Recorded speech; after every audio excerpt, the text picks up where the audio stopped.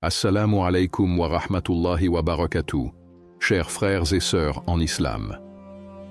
Avant de commencer, invoquons notre Seigneur, le Très-Haut. Ô Allah, ouvre nos cœurs à la compréhension de ta parole, éclaire nos esprits par ta sagesse et accorde-nous la sincérité dans notre quête de vérité. Amin. Il y a des moments où ton cœur perçoit une réalité que tes yeux ne peuvent voir. Un instant où tout semble s'arrêter, où une certitude s'ancre en toi. Tu es appelé. Pas par hasard, ni par simple coïncidence, mais par la volonté d'Allah. Tu ressens cette voix intérieure qui t'invite à quelque chose de plus grand, à un rôle que peu sont capables d'endosser. C'est une responsabilité qui dépasse le simple cadre de ta vie quotidienne, un devoir sacré qui te lie à ton Créateur d'une manière unique et profonde. Allah dit dans le noble Coran, « Et nous ne créons pas les cieux et la terre, et ce qui est entre eux, qu'en toute vérité et pour un terme fixé. » Sourate Al-Ahqaf, 46.3. Ce que tu ressens n'est pas un simple sentiment passager. C'est un rappel puissant que tu as été placé sur cette terre pour une raison. Allah ne t'a pas créé sans but, il ne t'a pas façonné sans sagesse. Chaque souffle, chaque battement de ton cœur est une preuve que ton existence n'est pas insignifiante. Tu es destiné à quelque chose de plus grand que les plaisirs éphémères de ce monde. Mais accepter cet appel signifie accepter une transformation, une vie où chaque action, chaque décision, chaque prière devient un acte d'adoration. Avant d'aller plus loin, si tu apprécies ce type de contenu, n'hésite pas à t'abonner à la chaîne et à activer la cloche de notification pour ne rien manquer. Ta présence et ton soutien nous motivent à continuer cette belle mission de rappel et de partage. Prends un instant pour réfléchir. Et si ce moment précis où tu écoutes ces paroles était un signe d'Allah? Un appel à te rapprocher de lui, à embrasser pleinement le rôle pour lequel tu as été créé. Ne laisse pas cette opportunité te glisser entre les doigts. Reste avec nous jusqu'à la fin, car ce message pourrait bien être la clé qui transformera ta vision de la vie.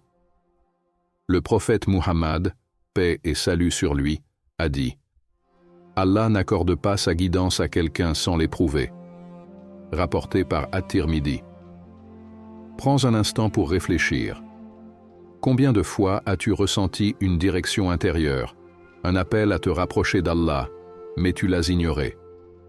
Combien de fois as-tu ressenti ce frisson dans ton cœur en entendant un verset du Coran ou en regardant les signes d'Allah dans l'univers? Cet appel est réel. Il est la porte vers une existence plus profonde, vers une connexion avec celui qui détient ton âme entre ses mains. Mais répondre à cet appel n'est pas sans conséquence. C'est un engagement, une responsabilité. Ô toi, homme, toi qui t'efforces vers ton Seigneur sans relâche, tu le rencontreras alors. Sourate Al-Inshiqaq, 84, 6. Ne pense pas que répondre à cet appel signifie une vie facile, sans épreuve ni difficulté. Au contraire, cela signifie marcher sur un chemin de constance et de sacrifice. Cela signifie parfois se sentir isolé, incompris, car le monde ne suit pas cette même direction. Mais n'oublie jamais, Allah ne choisit pas au hasard. Il connaît la force que tu portes en toi. Il sait ce dont tu es capable, même si toi, tu l'ignores encore. Lorsque Moussa, alayhi salam, fut choisi par Allah pour délivrer son peuple, il eut peur. Il hésita, se sentant incapable d'assumer un tel rôle. Mais Allah lui rappela une vérité essentielle. « Et j'ai répandu sur toi une affection de ma part, afin que tu sois élevé sous mon œil. » Sourate Taha, 20h39. Si tu ressens cet appel, c'est qu'Allah t'a vu, qu'il t'a façonné, qu'il t'a préparé à cela. Il ne te laissera pas seul dans cette mission. Il sera toujours avec toi, pour te guider, pour t'enseigner et pour renforcer ta foi. Mais la question demeure, vas-tu répondre à cet appel ou continuer à l'ignorer? Ce choix t'appartient. Mais sache une chose, celui qui marche vers Allah en faisant un pas, Allah vient à lui en courant. Sois de ceux qui acceptent la mission sacrée, de ceux qui ne vivent plus pour eux-mêmes, mais pour glorifier leur Créateur. Lorsque l'appel d'Allah résonne en toi, il ne laisse rien intact. Il transforme ton cœur, bouleverse tes priorités et redéfinit ta vision du monde. Ce qui autrefois te semblait essentiel perd soudainement son éclat. Les plaisirs éphémères, les ambitions purement matérielles, les désirs dictés par le nafs, tout cela paraît insignifiant face à la grandeur d'Allah. Dis, en vérité ma prière, mon sacrifice, ma vie et ma mort appartiennent à Allah, Seigneur de l'univers. Surat Al-An'am 6:162. Comprends ceci. La soumission à Allah n'est pas une contrainte, c'est une libération. Une fois que tu places ta confiance en lui, que tu fais de son agrément ta priorité, les poids du monde cessent d'avoir le même impact. Ce qui t'angoissait hier devient léger. Ce qui semblait une perte devient un gain. Parce que désormais, chaque action que tu entreprends porte un sens plus grand. Même les gestes les plus simples prennent une dimension spirituelle. Boire de l'eau en disant « Bismillah », sourire à quelqu'un en pensant à la récompense d'Allah, travailler honnêtement en sachant que le prophète Muhammad, paix et salut sur lui, a dit « Allah aime que lorsque l'un d'entre vous accomplit un travail, il le fasse avec excellence. » Rapporté par Al-Bayhaqi. Tout devient un acte d'adoration. Chaque respiration, chaque pas, chaque pensée tournée vers Allah est une élévation. Mais ce chemin n'est pas sans effort. Il demande un sacrifice, celui de ton ego, de ton attachement aux désirs immédiats. Car l'âme humaine est constamment tiraillée entre ce qui est facile et ce qui est juste, entre l'illusion du dunya et la promesse de l'akhira. Quant à celui qui aura dépassé les limites et aura préféré la vie présente, alors l'enfer sera son refuge. Tandis que celui qui aura redouté de comparaître devant son Seigneur et préserver son âme de la passion, alors le paradis sera son refuge. Surat An-Nazi'at 79, 37 à 41. La soumission totale, c'est comprendre que tu n'as pas été créé pour courir après des illusions. C'est faire le choix de l'éternité plutôt que du temporaire. Cela signifie parfois aller à contre-courant, refuser les influences qui éloignent d'Allah, supporter des épreuves avec patience et rester ferme sur le chemin droit. Mais sache une chose, celui qui choisit Allah ne perd jamais. Il trouve dans son cœur une paix que rien ni personne ne peut lui arracher. Il trouve dans sa vie une clarté, une direction qui dissipe les doutes et apaise les inquiétudes. Car quand tu remets tout entre les mains d'Allah, quand tu t'abandonnes à sa sagesse, tu n'es plus seul. Quiconque place sa confiance en Allah, il lui suffit. Surat At-Talaq 65:3. Il n'y a pas de plus grande force que celle de celui qui a mis sa confiance en Allah. Peu importe ce qu'il perd ici-bas, il sait qu'Allah lui prépare mieux. Peu importe les épreuves, il sait qu'Allah l'épure et le rapproche de lui. Sa vie n'est plus dictée par la peur du manque, du regard des autres ou de l'échec. Il avance avec une certitude absolue. Tant qu'Allah est avec lui, rien ne peut lui nuire. Alors pose-toi cette question. À quoi est-ce que tu t'accroches encore? Qu'est-ce qui t'empêche de te soumettre totalement, de vivre pleinement pour celui qui t'a créé? Le jour où tu abandonnes ce poids, où tu lâches prise et acceptes que ton seul but est d'adorer Allah, c'est ce jour-là que tu connaîtras la vraie liberté. Tu as accepté l'appel d'Allah. Tu as embrassé la soumission à sa volonté. Mais il y a une réalité que tu dois comprendre. Ce chemin n'est pas pavé de facilité. Il est jonché d'épreuves, de tests, de moments où tout semble s'effondrer autour de toi. Pourtant, sache-le bien, ces épreuves ne sont pas un rejet, elles sont un honneur. Pensez-vous que vous allez entrer au paradis sans que vous n'ayez subi des épreuves comme ceux qui sont passés avant vous? Surat Al-Baqarah 2:214. Lorsque les difficultés frappent à ta porte, ne perds jamais de vue cette vérité. Chaque épreuve est une opportunité de grandir, de purifier ton cœur et d'élever ton rang auprès d'Allah. Il n'y a pas de foi véritable sans test. Regarde les prophètes, regarde ceux qu'Allah aimait le plus. Ont-ils été épargnés par la souffrance? Bien au contraire, ils ont connu la solitude, l'injustice, la persécution, la douleur. Mais ils ont tenu ferme, car ils savaient que derrière chaque épreuve se cache une sagesse divine. Le prophète Muhammad, paix et salut sur lui, a dit « Lorsqu'Allah aime une personne, il l'éprouve » rapporté par Al-Bukhari. Peut-être traverses-tu en ce moment une période difficile. Peut-être que tout semble sombre, que tu te demandes pourquoi toi, pourquoi maintenant. Mais pose-toi une autre question. Et si cette épreuve était un cadeau? Un moyen pour Allah de te rapprocher de lui, de te purifier de tes péchés, de faire de toi une personne meilleure, plus forte, plus spirituelle. Nous vous éprouverons certes par un peu de peur, de faim et de diminution de biens, de personnes et de fruits. Mais annonce la bonne nouvelle aux endurants. Sourate Al-Baqarah, 255. Rien n'arrive au hasard.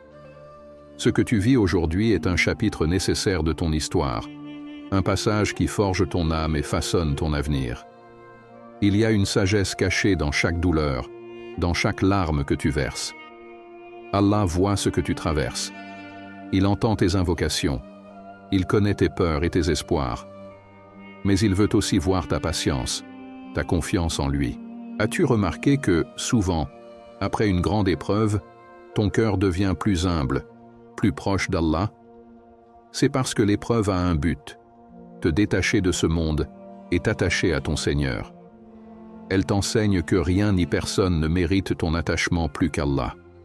Le prophète Muhammad, paix et salut sur lui, a dit « Quiconque Allah veut du bien, il l'éprouve durement » rapporté par At-Tirmidhi. Alors ne crains pas les épreuves. Ne te décourage pas lorsque les difficultés s'abattent sur toi. Vois-les comme des marches qui te rapprochent du paradis, comme une purification qui lave tes péchés, comme un appel à renforcer ta foi, à renouveler ta confiance en Allah. Et rappelle-toi toujours, après chaque difficulté vient la facilité. Chaque nuit, aussi sombre soit-elle, finit par laisser place à l'aube. Allah ne laisse jamais un serviteur souffrir en vain. Si tu tiens bon, si tu restes fidèle à lui, la récompense qui t'attend dépasse tout ce que tu peux imaginer. Tout dans ce monde est éphémère. Les richesses s'accumulent et s'évaporent. La gloire d'aujourd'hui devient l'oubli de demain. Mais ce qui ne disparaît jamais, ce qui traverse les siècles et demeure dans l'au-delà, ce sont les actions accomplies pour Allah. Tout ce que vous possédez s'épuisera, tandis que ce qui est auprès d'Allah durera. Sourate An-Nahl, 17,96. Le vrai trésor n'est pas dans ce que tes mains peuvent saisir, mais dans ce que ton cœur peut offrir à Allah. Tu peux posséder des montagnes d'or, mais si ton âme est vide de foi, tu es plus pauvre que celui qui dort sur la terre nue, mais dont le cœur est rempli de dhikr. Les biens matériels sont une illusion, une distraction qui t'attire et te détourne du but ultime. Ce que tu détiens aujourd'hui ne t'appartient pas réellement.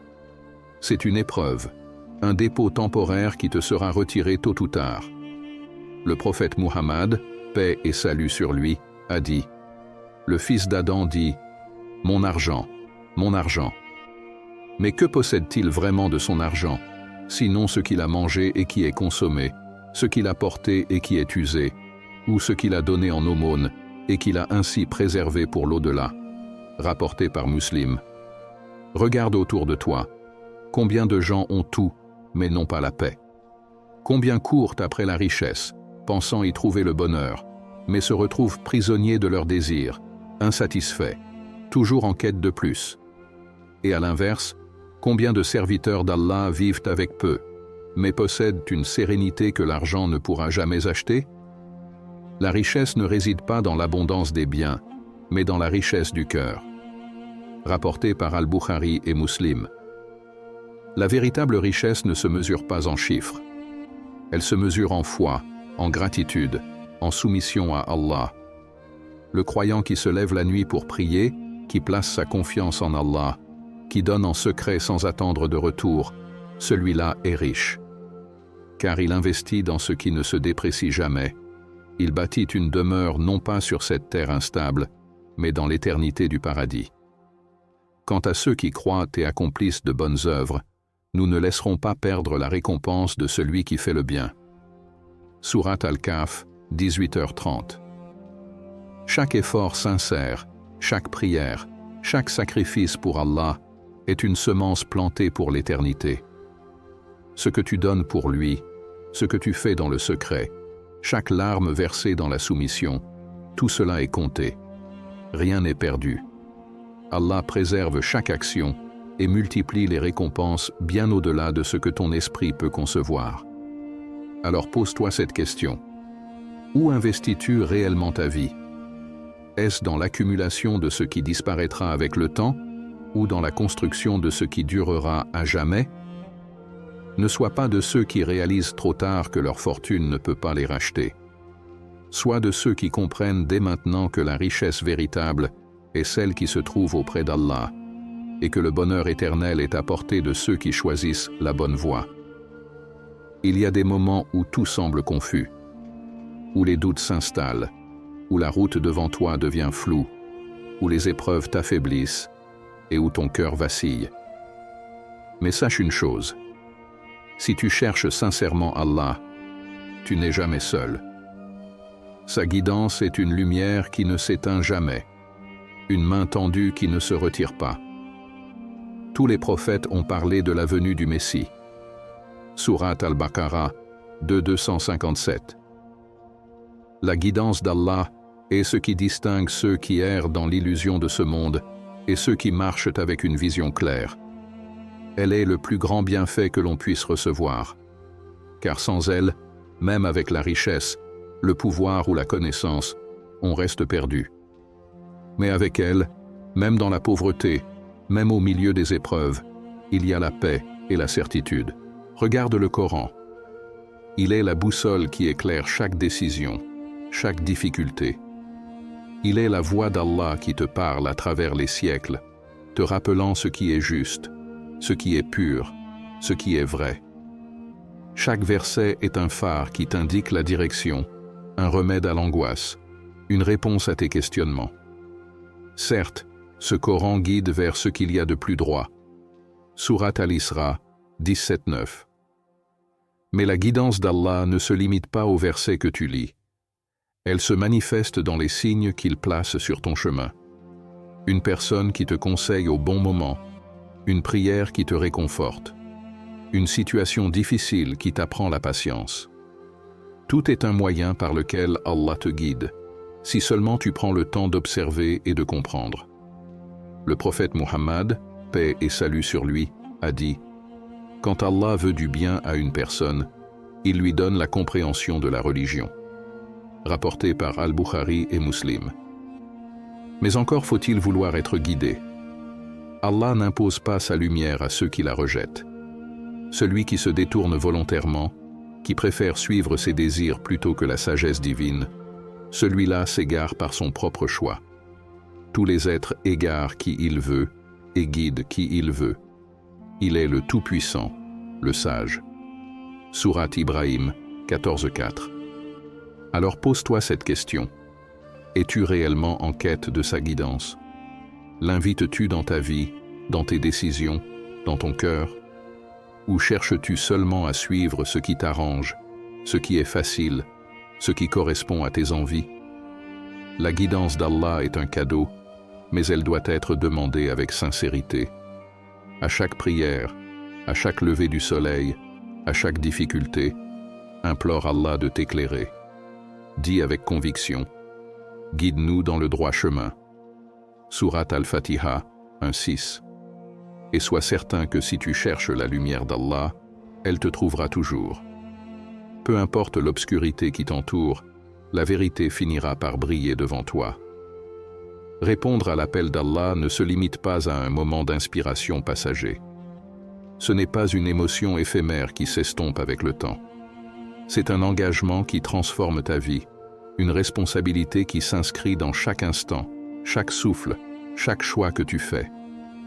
Et adore ton Seigneur jusqu'à ce que te vienne la certitude, la mort. Sourate Al-Hijr 15, 99. La mission que tu portes ne s'arrête pas après un acte de foi isolé, ni après une période de ferveur spirituelle. Elle ne se limite pas aux grandes actions visibles. Elle se manifeste dans l'invisible, dans les détails du quotidien. Un regard bienveillant, une prière récitée avec sincérité, une aumône donnée en secret, un effort pour s'éloigner d'un péché. Le prophète Muhammad, paix et salut sur lui, a dit « Les actes les plus aimés d'Allah sont ceux qui sont réguliers, même s'ils sont peu nombreux. » Rapporté par Al-Bukhari et Muslim. Ce que tu fais chaque jour, même si cela semble insignifiant, a un poids immense dans l'éternité. La constance est la clé. Il ne s'agit pas d'être parfait du jour au lendemain, mais d'avancer, de progresser, de se relever après chaque chute. Regarde les prophètes. Ils n'ont pas accompli leur mission en un jour. Noé, alayhi salam, a prêché pendant 950 ans. Moussa, alayhi salam, a affronté Pharaon avec une patience inébranlable. Même le prophète Muhammad, paix et salut sur lui, a enduré des années de persécution avant que la lumière de l'islam ne rayonne. Leur secret? La persévérance. Ils ne se sont jamais arrêtés. Quant à ceux qui luttent pour notre cause, nous les guiderons certes sur nos sentiers. Allah est en vérité avec les bienfaisants. Sourate Al-Ankabut 29-69. Ce chemin exige de la patience. Il demandera des sacrifices. Tu devras parfois renoncer à ce qui plaît à ton âme pour ce qui plaît à Allah. Il y aura des moments où tu te sentiras fatigué, où tu auras l'impression de ne pas avancer. Mais chaque effort, chaque pas, même les plus petits, sont vus par Allah. Ne cherche pas à impressionner les gens. Ne te compare pas à ceux qui semblent plus avancés. Ta mission est entre toi et ton Seigneur. Ce qui compte, c'est ton intention, ta sincérité. Même un simple Subhanallah murmuré avec foi a une valeur immense aux yeux d'Allah. Le prophète Muhammad, paix et salut sur lui, a dit « Ne sous-estime aucune bonne action, même si c'est le fait de rencontrer ton frère avec un visage souriant. » Rapporté par Muslim. Sois régulier, tiens bon, même quand c'est difficile, parce que chaque effort sur ce chemin est une lumière, une preuve de ton engagement. Et à la fin de ce voyage, il n'y a qu'une seule destination, la proximité avec Allah, la récompense éternelle, la paix infinie. Tu marches sur le chemin d'Allah. Il t'a guidé, il t'a choisi pour une mission noble. Mais souviens-toi d'une chose, ce n'est pas par ton mérite, ni par ta force. Tout ce que tu as accompli, tout progrès que tu fais, toute lumière qui éclaire ton cœur, tout cela vient d'Allah. Et si ce n'était par la grâce d'Allah sur vous et sa miséricorde, nul d'entre vous n'aurait jamais été pur. Mais Allah purifie qui il veut, et Allah est audient et omniscient. Sourate An-Nur 24-21. L'humilité est la protection de ceux qu'Allah élève. Car le danger le plus insidieux n'est pas toujours l'épreuve, mais l'illusion de l'autosuffisance. Le moment où tu commences à croire que ta foi est inébranlable, que tes efforts suffisent, que tes actes t'assurent une place privilégiée. C'est là que le piège de l'orgueil se referme.